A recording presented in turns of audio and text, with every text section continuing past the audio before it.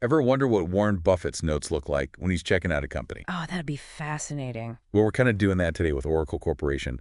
Tons of research, but we'll pull out the stuff that even Warren would notice. Yeah, I'd love to hear that.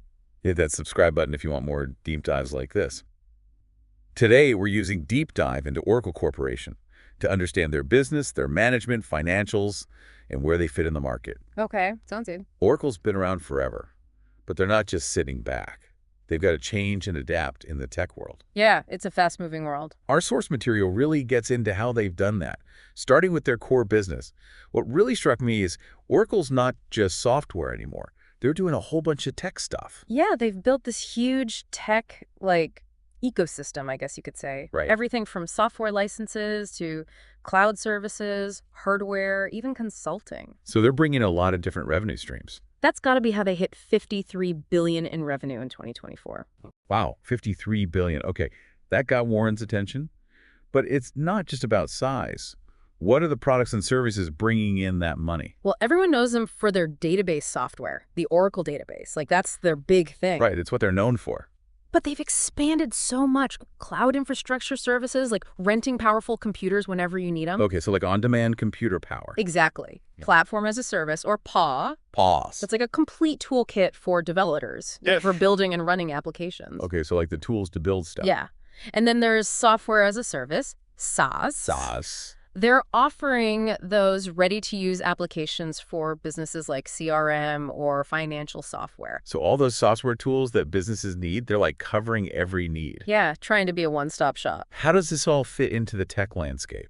Well, the enterprise software market is booming. It's expected to hit over $650 billion by 2032. Cloud computing, AI, digital transformation, data analytics, those are the big things driving it. But it's competitive. Extremely. Oracle's competing with giants like Microsoft and Amazon. They're expanding too. Fierce competition. What are Oracle's strategies for surviving in all this? They're going for integration and consolidation. Instead of offering bits and pieces, they're trying to offer complete solutions for businesses. So they're trying to be the solution for businesses no matter what size they are. That's where their huge range of products comes in handy. That makes sense, but what really gives them an edge in such a crowded market? Well, brand recognition is huge. Of course. Oracle's been a big name in enterprise tech for decades. It means something, that kind of reputation. Definitely. They also benefit from economies of scale. They're so big that they can offer competitive pricing. It's like Costco, the Costco of software. Buy in bulk, get a better deal. Exactly. They can spread their costs over a wider customer base. But their competitors are huge too, aren't they? They are.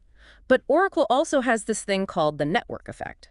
The network effect. The more businesses use their database software, the more valuable it becomes. So it's like a snowball effect. Exactly. Developers build applications compatible with it, which makes Oracle's position stronger. So they're kind of locked in. Exactly. It gets really expensive and complex to switch to a competitor once you're in deep with Oracle systems. So they're not just getting new customers, they're making sure they keep the old ones. Those high switching costs create a kind of competitive moat around them. Smart, very smart. And I read they've been undercutting competitors on cloud pricing. Yeah, pretty aggressively. It's a risky move, but if it pays off. It could pay off big. And speaking of risky, let's talk about the management team, the people calling the shots. Yeah, leading a company this big through all these changes, that's got to be wild. Who's running the show? Safra Catz has been CEO since 2014. She's known for her financial smarts and her ability to handle tough times. What kind of tough times? Well, during COVID, her team used their cloud infrastructure to make remote work possible, kept things running smoothly. Impressive. That's got to be a point in their favor. Yeah. But are they transparent? Do they keep their shareholders informed? Generally, they've got a good track record. Okay. Regular updates, open communication. It gives investors confidence. Definitely. The source material mentions their focus on data security, too. They use something called transparent data encryption. Transparent data encryption. It automatically encrypts sensitive data. No changes to existing applications needed. So like an extra layer of security. Yeah, think of it like a digital vault for your data. It locks itself. Okay, that makes a lot more sense. So you don't even have to change how you use your apps. It's all happening behind the scenes. Exactly. Super smart security guard for your data. That's a good selling point for any business worried about security breaches. What about their financial strategy? Where are they spending their money? Investing heavily in research and development, which is essential in tech. They've also made some major acquisitions. Like who? Cerner, they're a healthcare IT giant, and NetSuite, a cloud ERP provider. So they're buying up key players in the market. Yeah. These acquisitions are strategic moves, expanding what they can do. Are they rewarding their shareholders? They're using share buybacks to return capital to shareholders. That's good. It can boost the value of the remaining shares. They also have a steadily growing dividend. Oh, nice. So a consistent income stream. Steady income for investors. And here's where it gets interesting for the Warren Buffetts out there. Okay, tell me. Their return on invested capital, or ROIC, has been consistently high. What does that mean, return on invested capital? Basically, it tells us how well Oracle is using its money to make profits. If you invest $100 and they turn it into $120, that's a pretty good ROIC. So they're making good financial decisions. They're allocating capital effectively. So they're making money, reinvesting it wisely, and rewarding their shareholders. Sounds pretty healthy. But I know there's always more to the story. Are there any cracks in their armor? What about their overall financial health? Their financial statements are kind of a mixed bag. On the one hand, their profit margins are great. Like how great? Their gross margin was 71.27% in 2024. Wow. Meaning they kept over 71 cents of every dollar after paying for the goods they sold. That's incredible. Their operating margin was 18.26%, which is also pretty good. Those are great numbers. So what's the but? Well, their free cash flow, that's the money they have left after operating expenses and investments. It's a solid $11.807 billion in 2024. That's still a lot of money. It is, but there are a couple of warning signs. What kind of warning signs? Their revenue growth, while stable, is slower than the industry average. So they're making lots of money, but not growing as fast as some of their competitors. Right. And then there's their debt-to-equity ratio. It's 6.45. What does that tell us? It means they're using a lot of debt to finance their assets compared to their equity. So they're leveraging themselves up, which can be risky if the market takes a downturn. Exactly. We'll dig deeper into these financials a bit later.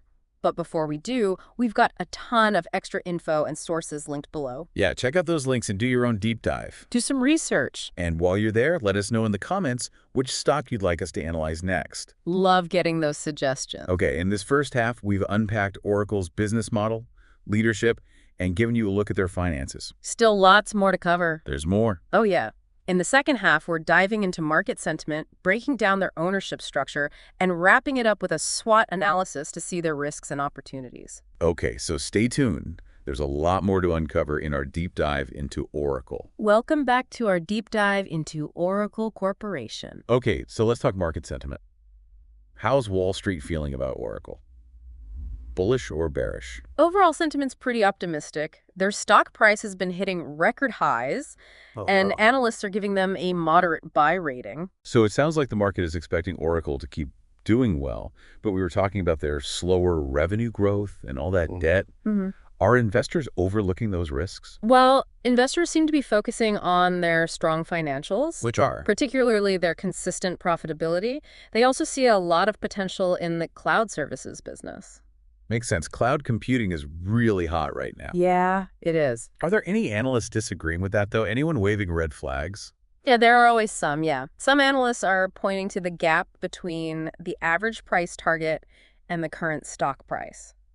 So what does that mean? It suggests there are concerns about those factors you mentioned, the debt, the slower revenue growth. So some people are a little worried. They're excited about the cloud potential, Yeah. but those financial vulnerabilities are still there in the background. Right. It's like Oracle needs to really prove that their cloud strategy is working, not just attracting customers, but bringing in sustainable revenue growth. Show them the money. Exactly. Now, their Q2 2025 results were good. They beat expectations, showed strong performance. That's good. But the news about increased capital expenditures for fiscal year 2025 kind of worried some analysts. Increased spending, that can be good or bad, right? Could mean they're investing in growth, but also makes investors nervous about profits. Yeah, for sure. It'll be interesting to see their next earnings report. Could really change how people feel about them. Absolutely. And speaking of things that can influence sentiment, let's switch gears to Oracle's ownership structure. It's kind of unique. Okay, I'm listening. What's so unique about it? They have a really high level of institutional ownership, like 42.44% of their stock is held by institutions and hedge funds. Wow, that's a big chunk. What does that tell us about how they're viewed? It's generally seen as a big vote of confidence. Okay. These institutions have done their research and they think Oracle's got good long-term prospects. They're putting their money where their mouth is. It's like a whole bunch of mini Warren Buffetts giving them the thumbs up. Exactly. And it's not just institutional investors who are involved. Okay. Insider holdings are high too, 41.55%. So the people actually running the company have a big stake in it too. Right. It aligns their interests. They're not just managing it, they're owners too. Earlier you mentioned something about concentrated ownership. What's that about? Well, the top 25 shareholders control 66.22% of the company. Wow. And co-founder Larry Ellison, he's at the top with 41%. He owns almost half the company. Yeah, it makes you wonder how much influence he has. For sure. That's a lot of power in one person's hands. Concentrated ownership can be good or bad. It can mean stability, a long-term vision. But also maybe too much control. Yeah, there can be concerns about governance, potential conflicts of interest. It's like a game of Monopoly. Larry Ellison sitting on Boardwalk and Park Place. Haha, that's a good way to put it. But every Monopoly game has its risks and opportunities. Which brings us to the SWOT analysis. Ah, yes, the SWOT analysis, the classic way to see where a company stands. Break it down for me. It helps us understand their strengths, weaknesses, opportunities, and threats. Let's start with their strengths. What makes them successful? We've already talked about a few things. Their brand is really well known. They've got a reputation for quality and reliability, and their product lineup is huge. Yeah, they've got something for pretty much any business need. It's a strong combination. They've also got a big, loyal customer base. Makes sense. They've been around forever. Many Fortune 500 companies use them, and they're building on that to grow their cloud services. It's promising. So they're not just resting on their laurels. Definitely not.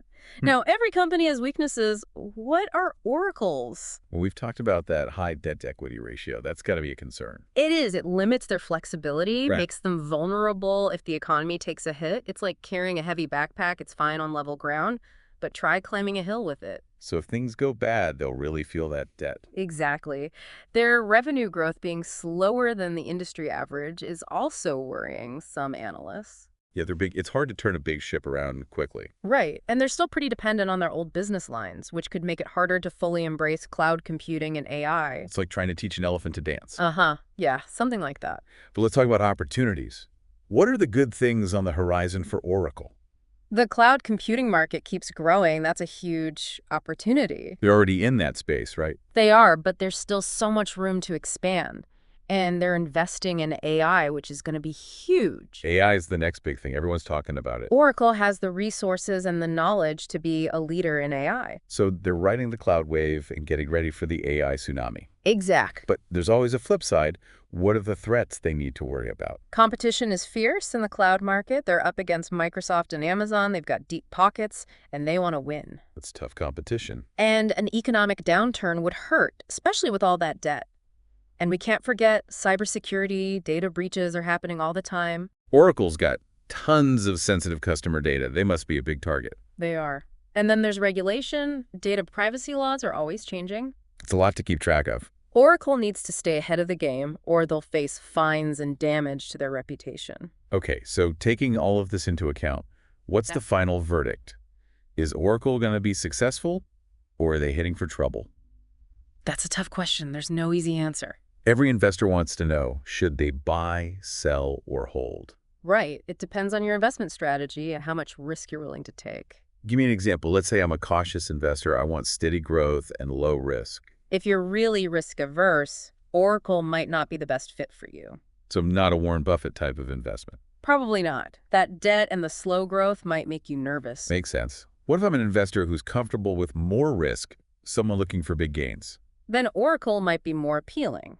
If their cloud and AI strategy works, if they can deal with the debt and beat the competition, the potential rewards are huge. It's a gamble, but it could pay off big time. Exactly. High risk, high reward. We've reached the end of our deep dive into Oracle Corporation.